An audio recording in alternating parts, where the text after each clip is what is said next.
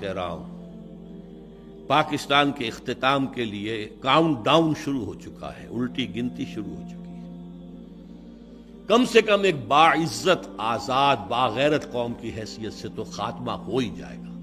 ایک ذرا سا بڑا نیپال وہ اس شمال کے اندر ہے، یہ شمال مغرب میں آ جائے گا، بس اللہ اللہ خیر صلی اللہ، ہم بھارت کے نیچے ہوں گے، تابع ہوں گے۔ اور امریکہ اور بھارت اس وقت تک پالیسی چینج نہیں کریں گے جب تک کہ پاکستان کی یہ قلب ماہیت نہ کرا لیں کہ بھارت کے سامنے سر جھکا کر کھڑے ہوں۔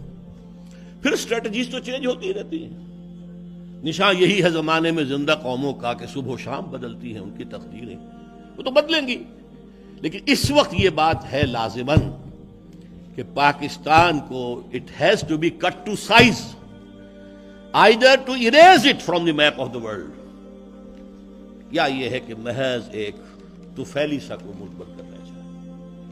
اور حل صرف ایک ہے، مشاہد حسین صاحب اس پر سوچئے، مجھے موقع دیں میں آپ کے پاس حاضر ہو کر بات کروں گا، جنرل صاحب میں آپ کے پاس حاضر ہو کر بات کروں گا۔ میں سر کے بل گیا تھا نواز شریف کے ہاں بھی، میری آنکھوں میں آنسو آ گئے تھے، میں نے کہا تھا میاں صاحب آپ کو کیا پتا یہ پاکستان کیا چیز ہے، ہم سے پوچھئے۔ 170 میل پیدل چل کر پاکستان پہنچے ہم، حصار سے اور سلیمان کی ہیڈ ورکس 170 مائل ان 20 days، 95,000 کا قافلہ تھا، اور آج ادھر حملہ ہو گیا، آج ادھر حملہ ہو گیا، 10 میل لمبا تو گڈوں کی قطار ہوتی تھی۔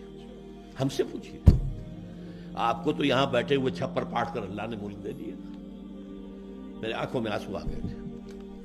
اس پر کہا تھا جنرل جو ان کے ساتھ عبد المجید نام ہے غالباً، کہا تھا کہ میاں صاحب انہوں نے تو اپنا کام کر دیا، ہم نے شکوہ بتا دیا تھا اس میں یہ کبھی کیجئے، اس میں یہ اضافہ کیجئے، انہوں نے تو اپنا کام کر دیا ہے، اب آپ کا کام ہے۔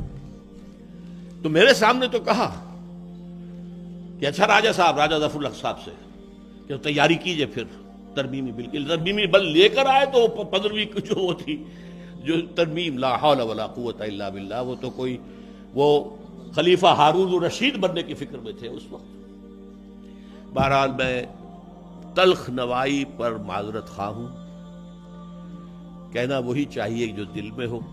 عربی کی کہاوت بھی ہے کہ ظرف سے وہی ٹپکتا ہے جو اس کے اندر ہوتا ہے، کسی کی بھی دل آزاری مقصود نہیں ہے۔ اللہ کرے کہ میں غلط ہوں اور مثبت تجزیہ کرنے والے حضرات صحیح ہوں، مجھے اس سے بہتر اور کیا خوشی ہوگی۔ اقول قولی ھذا واستغفر اللہ لی ولکم ولسائر المسلمین والمسلمات۔